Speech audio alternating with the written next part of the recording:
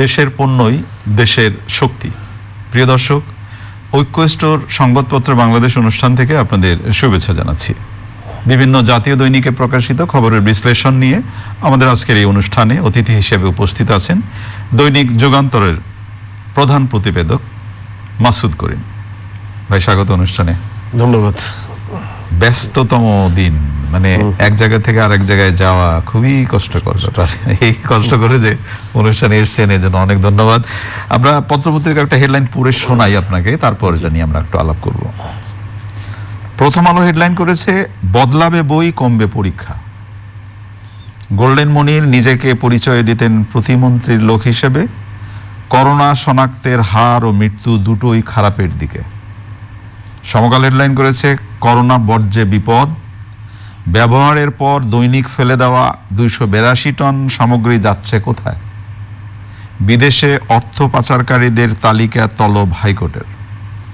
Kaler Kantho headline করেছে, এনআইডির দায়িত্বে আসছে নতুন সংস্থা। ইত্তেফাক হেডলাইন করেছে, পরীক্ষা পদ্ধতিতে ব্যাপক পরিবর্তন। বিদেশে পলাতক রাজনৈতিক নেতাদের মনির অর্থ দিতেন।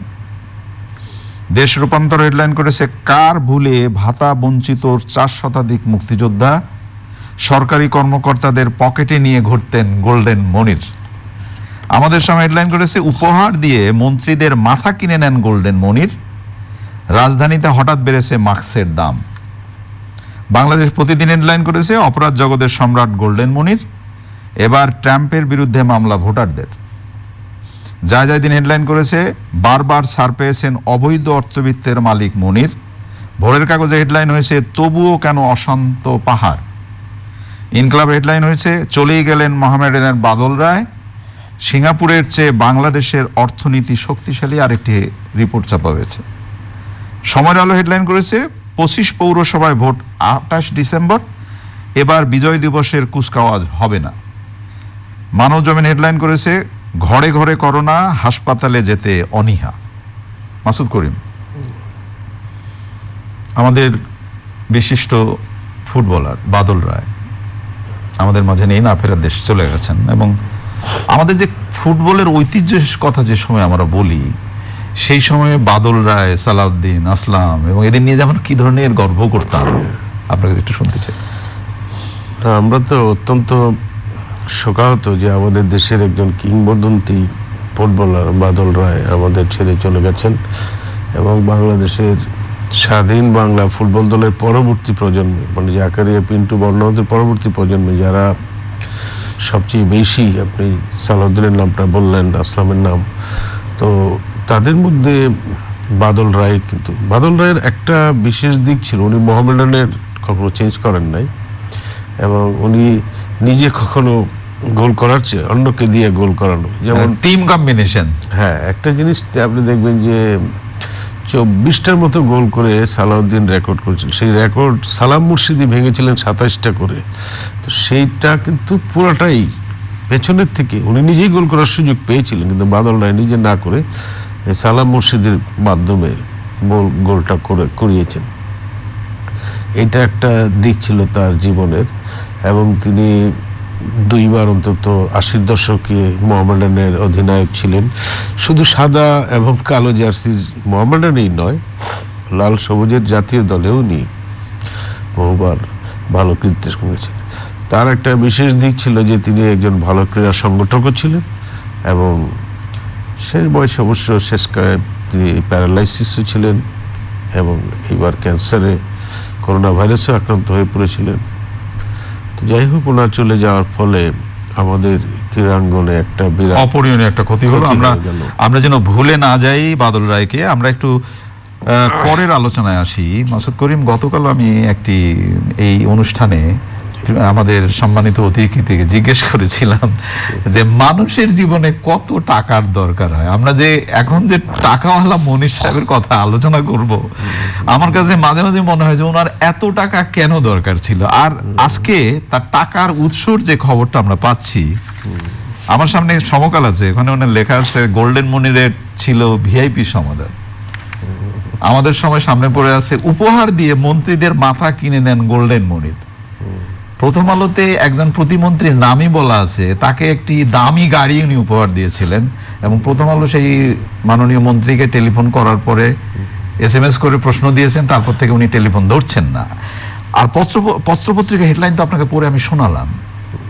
আমরা কি তাহলে কিছুদিন গোল্ডেন মনিরকে নিয়ে গোল্ডেন সময় কাটাবো মনে হয়? আপনার কি মনে হয়? আমার একটা কবিতার লাইন মনে পড়ছে, এ জগতে হায় সেই বেশি আছে যার ভুরি ভুরি, রাজার হস্ত করে সমস্ত কাঙালের ধন চুরি। তো এখানে আপনি বললেন যে কত টাকার দরকার, যার দরকারের চেয়েও বেশি হলে সেই বেশি চাচ্ছে। এবং আমাদের সমাজটা এমন একটা দুর্বৃত্তায়ন, যদি একটা লোক মানে ব্যবসা বাণিজ্য বা শিল্পায়ন বা সমাজে অবদান রেখে অর্থবিত্তের মালিক হন, সেই নিয়ে তো কেউ কথা বলে না। আজকে চীনের আলিবাবার কথা ধরেন, কি পরিমাণ সম্পদের মালিক, কিন্তু তারা একই সঙ্গে একটা ইন্ডাস্ট্রি বা মানুষকে কর্মসংস্থান বা একটা অর্থনৈতিক চাকাকে সামনে নেয়া। আর এটা হলো গিয়ে একটা লোটেরা বা মানে ফটকাবাজি, বা এটাকে বলবো দুর্বৃত্তায়নের মাধ্যমে। যেমন এই প্রশ্নটা আসছে, আপনারা বললেন যে মন্ত্রীদেরকে উনি টাকা দিয়া ওই সমস্ত ওই যে স্বর্ণ চোরাচালান, অন্যান্য যে সমস্ত অবৈধ ব্যবসাগুলি তিনি করেছেন, যেগুলি হয়তো আমাদের সমাজটাকে খারাপের দিকে নিয়ে যাবে, তাই মন্ত্রীদেরকে উনি টাকা দিয়েছেন এবং মন্ত্রীরা টাকা নিয়েছেন, দুটাই কিন্তু একই রকম অপরাধ। কারণ হলো কি যে আমরা না, যদি আমি আপনাকে একটু থামিয়ে দিচ্ছি, যদি এই আমাদের সময়ের হেডলাইনটাই যদি সত্যি হয়, উপহার দিয়ে মন্ত্রীদের মাথা কিনে নেন গোল্ডেন মিনি, যদি সত্যি হয়, হ্যাঁ সেটা, তাহলে তো উভয়ই সমান অপরাধ। হ্যাঁ সেইটাই, যেটা আমরা বলতে চাচ্ছি যে আমাদের সমাজের বিকাশ যখন ঘটছে, তখন দুর্নীতির সম্প্রসারণও ঘটছে। সেটা তো আমাদের ট্র্যাক রেকর্ডগুলি, যেগুলি পারসেপশন রিপোর্ট বের করে ট্রান্সপারেন্সি ইন্টারন্যাশনাল, এবং এগুলির থেকে আমরা বোঝা যাচ্ছে। এবং এতে করে আরেকটা জিনিসও বেড়ে যাচ্ছে, সেটা হলো যে মানুষের মধ্যে বৈষম্য, ধনী এবং গরিবের যে একটা পার্থক্য। তো এই জিনিসটা তো একটা সমাজের জন্যে ভালো কিছু না। সেই জন্যে আমি মনে করি যে একটা রাজনৈতিক সদিচ্ছার যেমন দরকার আছে, অ্যাট দ্য সেম টাইম মানুষের এই ধরনের অন্যায় ও বিচারের বিরুদ্ধে সামাজিক আন্দোলন এবং রাজনৈতিক আন্দোলনেরও প্রয়োজন আছে। এছাড়া আর কোনোভাবেই এই পরিস্থিতি থেকে মুক্তি মিলা ভার। কারণ এখন সমাজে দুর্বৃত্তের সংখ্যা এত বেশিভাবে, মানে মানুষ মনে করতেছে যে এটাই স্বাভাবিক। সেই জায়গায় একটা ঘৃণার ভাব সৃষ্টি করা, লুটেরা অর্থনীতিটাকে যদি আমরা হ্রাস ধরতে না পারি, তাইলে আমাদের দেশের যে দৃশ্যমান উন্নতি, মনে করেন পদ্মা সেতু বা অন্যান্য যেভাবে আমরা উন্নতির শিখরে যাচ্ছি, এবং সর্বশেষ যেটা হলো যে আমাদের মাথাপিছু আয় যেটা প্রজেকশন বেশি হবে ভারতের চেয়েও, সেইগুলি কিন্তু মানুষ সুফল পাবে না। কিছু লুটেরা এখানে লুট করে নিয়ে যাবে, পাচার করে। আপনি দেখেন বিদেশে থাকা রাজনীতিবিদদের সে টাকা পাঠাতো। এটা আমি জেনারেলি বলতে চাচ্ছি যে এই ধরনের ঘটনা কিন্তু ইদানিং কিছু কিছু উদ্ঘাটিত হচ্ছে। তো সেই জন্য আমি আপনাকে একটা জিনিস জাস্ট বোঝার জন্য জিজ্ঞেস করছি, যেটা হলো যে পত্রপত্রিকা হেডলাইনে আমি দেখলাম যে উনি যখন সড়ক পথে বেরোতেন বা বাইরে বেরোতেন, যখন মন্ত্রীরা যখন প্রোটোকল পায়, ওনাকে ওইরকম প্রোটোকল দিয়ে গাড় করে তাকে নিয়ে যাওয়া হতো। তা এখানে কি মানুষ বা আইন শৃঙ্খলা রক্ষাকারী বাহিনী কি একবারও খোঁজ করেন নাই যে মানুষটাকে কি করে, কি জন্য এত কিছু সবকিছু? এখন যেমন তাকে নিয়ে অনেক হইচই হচ্ছে, আগে কেন হলো না? এটাই তো প্রশ্ন। এই প্রশ্নের জবাব আপনিও জানেন, আমরাও জানি, সবাই জানে যে এটা তো বাস্তবতা। আমাদের এই বাস্তবতার মধ্যেই আমরা আছি, এবং এই বাস্তবতা থেকে উত্তরণের জন্য সামাজিক আন্দোলনের কোনো বিকল্প নেই। অনেক ধন্যবাদ। আসলে এইটাই সত্য কথা, যে সামাজিক আন্দোলনের কোনো বিকল্প নেই, এবং সামাজিক ঘৃণাটাও খুব ঘৃণা, সেই ঘৃণার জন্যই আন্দোলন। আমরা করোনা নিয়ে শঙ্কার মধ্যেই আছি। শীত যত বাড়ছে এবং করোনার প্রকোপটা যত বাড়ছে, এবং একটি পত্রিকাতেই দেখলাম যে করোনার সংক্রমণ যেমন বেশি হচ্ছে, মৃত্যুর হারও সেরকম বেশি হচ্ছে। মাননীয় প্রধানমন্ত্রী বারবারই সতর্ক করছেন যে সতর্ক থাকেন, সতর্ক থাকেন, সতর্ক থাকেন। সমকালে একটি চমৎকার রিপোর্ট বেরিয়েছে, যেটা করোনা বর্জ্যে বিপদ, ব্যবহারের পর ফেলে দেওয়া 282 টন সামগ্রী যাচ্ছে কোথায়? শুধু করোনার এই সামগ্রী না, আমরা যে প্রতিদিন ব্যবহার্য যে নানা ধরনের বিষয়, আসলে এই যে নদীতে ফেলে দিচ্ছি না কোথায় যাচ্ছে, এটা বোধহয় একটা প্রশ্ন। এটা একটা প্রশ্ন। প্রথম কথা হলো যে আমাদের করোনাটার প্রেডিকশনটা কেউ কিছু করতে পারছে। আজকে লেটেস্ট যেটা আমি দেখলাম টেলিভিশনে, সেটা হলো তৃতীয় সংক্রমণ হবে। মানে একটা তো মানে দ্বিতীয় ঢেউ, তৃতীয় কেবল ঢেউয়ের শুরু দিকে। করছে, আরো তৃতীয় সমস্যা। তৃতীয় মানে ইউরোপ আমেরিকা তৃতীয় ঢেউয়ের প্রেডিকশন দিচ্ছে WHO। এবং তো এইটার আমরা কিন্তু কিছুই বলতে পারছি না যে কত দূর যাবে, কবে থামবে, পুরোপুরি থামবে কিনা আদৌ কবে। হ্যাঁ, তো এই যে অবস্থাটা, এই অবস্থাটার জন্য তো আমাদের এই অবস্থাটার প্রতিকারের জন্য করণীয় সেই জিনিসগুলির দিকে আমাদের আবার আজকেই কালকেই দেখেন 38 জন মারা গেল, 39 জন কয়েকদিন আগে, মানে সংখ্যাটা বেড়ে যাচ্ছে। দ্বিতীয় ঢেউ যে শুরু হয়েছে সংক্রমণের, এতে কোনো সন্দেহ নেই। এবং এই সঙ্গে আমাদের যে মিথস্ক্রিয়া, মানুষ যে ব্যাপক হারে বাইরে বের হচ্ছে, কাজ করছে, সেটার মধ্যে স্বাস্থ্য সচেতনতা বা দূরত্ব বজায় রাখা, মাস্ক পরিধান করা, এইগুলি যে আমরা মেনে চলতে পারছি না, এই বিষয়গুলি কিন্তু দায়ী। আরেকটা আপনি যেটা বললেন, না এখানে আমি আরেকটা জিনিস বলতে চাচ্ছি যে যেই দেশটার মধ্যে সবচেয়ে বেশি সংক্রমণ মানে শুরু হয়েছিল এই সংক্রমণটা, চায়না, তারা কিন্তু নিয়ন্ত্রণে নিয়ে ফেলেছে। তাদের কোনো খবর নেই না, তারা আমি খোঁজ নিয়ে দেখলাম যে এখানে কোনো সংক্রমণ সেভাবে নাই, সেখানে তারা পুরো প্রোডাকশন লাইন চালু করেছে এবং করেছে। তো আমাদের দেশে কিন্তু এটা সংক্রমণটা বাড়ছে এবং অন্যান্য ইউরোপ আমেরিকাগুলিতে তারা হয়তো সেটা প্রোটেকশনের দিকে যায় না, সেই জন্যই বেড়ে চলেছে। তা আমি মনে করি যে এটাও কিন্তু একটা বিষয়, যে আপনি যে বললেন যে বর্জ্যটার মধ্যেও তো একটা ভাইরাস থাকতে পারে, আমরা তো জানি না, কারণ করোনা ভাইরাস সম্বন্ধে কেউ কিছু জানে না। এখানে যারা গবেষণা করছেন তারাও অল্প অল্প কিছু জানেন। তো আমরা এটা ধরে নিচ্ছি যে এটা যেহেতু একটা ভাইরাস, সুতরাং এই ব্যবহার্য মাস্ক কিংবা গ্লাভস যারা ব্যবহার করছেন বা অন্যান্য জিনিস সামগ্রী, সেইগুলি তো বটেই। আপনি যেটা বললেন যে এই যে হেলথের মানে হাসপাতালের বর্জ্য কিংবা যেগুলিতে জীবাণু বহন করে, সেগুলি তো একটা ম্যানেজমেন্টের দিকে আমাদের, পলিথিনের ব্যবহার, এগুলিতে আমাদের একটা ভালো ম্যানেজমেন্টে যেতে হবে। কারণ করোনা ভাইরাসটা এখন আমাদের মতো দেশে, আমরা ধরেন এখন খুব বড় ধরনের লকডাউনে যাওয়ার কোনো সুযোগ নেই। আমরা যখন প্রথম দফায় লকডাউনে গেছি, জীবন জীবিকার প্রশ্ন, হ্যাঁ, যখন লকডাউনে গেছি দেখছেন অনেক মানে মধ্যবিত্ত ঘরের মহিলারাও বোরখা পরে হাত পাচ্ছে। তো সেই জিনিসটা থেকে উত্তরণের জন্য আবার খুলেও দেওয়া হয়েছে। এখন সেটা সম্ভব না, কিন্তু বিদেশ থেকে যারা আসতেছেন, ইউরোপ আমেরিকায় যে স্ট্রেনটা বেড়েছে, তাদের ব্যাপারে তো একটা মানে সচেতনভাবে স্ক্রিনিং বা পরীক্ষা নিরীক্ষা, তারপরে অন্যান্য দেশগুলিও যেভাবে ওপেনটা করছে সেইটাও ফলো করে। যেমন থাইল্যান্ডের কথা আমি জানি, সেখানে তারা ট্যুরিজমের উপর একটা দেশ, এখন তাদের যে কারফিউ দিয়ে তারা নিয়ন্ত্রণ রেখেছিল, সেটা তো তাদের ইকোনমিতে হিট করছে। তারা এখন ডোমেস্টিক ট্যুরিজমটা খুলে দিয়েছে। আরেকটা করেছে যে এইভাবে ওপেন না করে বাবুল টাইপের এটা ট্যুরিজম খুলছে।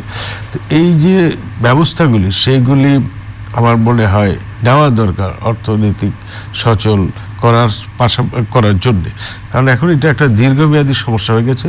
আরেকটা হলো যে জিনিসটা প্রাইম মিনিস্টার হিন্টস করেছেন, সেটা একটা ভালো দিক, সেটা হলো যে ভ্যাকসিনের ব্যাপারে উনি বুকিং দিয়েছেন 1000 কোটি টাকা, বিভিন্ন ভ্যাকসিন কাজ হচ্ছে, সেগুলির সাথে আমাদের যোগাযোগ হচ্ছে। আমরা যদি প্রথম দিকেই পাই, সেটা একটা ভালো কিছু হবে আশা করি। প্রথম আলোতে এবং আরো একটি পত্রিকাতে মানে ছাত্রছাত্রীদের শিক্ষাক্রম নিয়ে একটি রিপোর্ট হয়েছে, বদলাবে বই, কমবে পরীক্ষা। যে রিপোর্টে যেটা বলা হচ্ছে যে SSC যেটা আমরা বলি, সেই পরীক্ষাটার আগে আর কোনো পরীক্ষা থাকবে না এবং প্রথম শ্রেণীর স্তরে 2টি ক্লাস থাকবে এবং এই ক্লাসগুলোতে কোনো পরীক্ষা হবে না, মূল্যায়ন পদ্ধতিতে পরের ক্লাসে উঠবে। আমার কাছে মনে হয় যে হ্যাঁ, বই কমে গেল, কমে গেল, পরীক্ষা হলো, বা এই আইডিয়াটা চমৎকার। কিন্তু মাসুদ করিম, আমরা যে মূল্যায়নের কথা বলছি, সেই মূল্যায়নের কথায় যে শিক্ষক, আমি সম্মানের সাথে বলছি, যে শিক্ষক জড়িত আছেন যারা মূল্যায়ন করবেন, আমরা কি সেই জায়গায় তৈরি আছি মনে হয় আপনার? না, এটাই তো আমার তো মনে হয় যে আমাদের যে শিক্ষা ব্যবস্থাটা, সেটার গুণগত মানে তো আমরা পিছিয়ে আছি শিক্ষা এবং, কারণ এখানে যে পরিবর্তিত অবস্থা, যে টেকনোলজিক্যাল উৎকর্ষতা, তার সঙ্গে মানে শিক্ষকরা যেটা করবেন, সেটা সম্বন্ধে তাদের যে ধরনের জ্ঞান এবং তাদের যে ধরনের প্রশিক্ষণ, তাদের যেভাবে তৈরি করা যায় না। আর আমি যদি নিজে এই লেটেস্ট ট্রেন্ড সম্পর্কে না জানি, যেমন এই যে এইবার যে করোনা ভাইরাসটা আসার পরে অনেকে যে অনলাইনে ক্লাসটা শুরু হলো, প্রথমে তো হোঁচট খেয়েছেন শিক্ষকরা, হ্যাঁ, তারা তো তারা ক্লাসে- জানেন না তো, অনেকেই হ্যাঁ, জানেন না। বরং স্টুডেন্টরা যারা একটু মোটামুটি আছে তারা কিন্তু এটার ব্যবহারটা জানে। আমরা অনেক ধরনের apps, zoom and other apps, এগুলি সম্বন্ধে আমরাও পরিচিত হয়েছি। তো আমার মনে হয় যে এই জিনিসটাকে যে আপডেট রাখা, সেটাও কিন্তু না। আমি বলবো যে এইটা কিন্তু শিক্ষা জিনিসটাকে কোনো একটা পরিস্থিতিতে অবহেলা করা যায় না। আপনি যদি বলেন দুর্যোগ, তাতেও অবহেলা করা যায় না। যদি বলেন যুদ্ধ বিগ্রহ, সেখানেও কিন্তু ৭১ সালের পরেও কিন্তু আমরা পরীক্ষা নিয়েছি, মুক্তিযুদ্ধের পরে।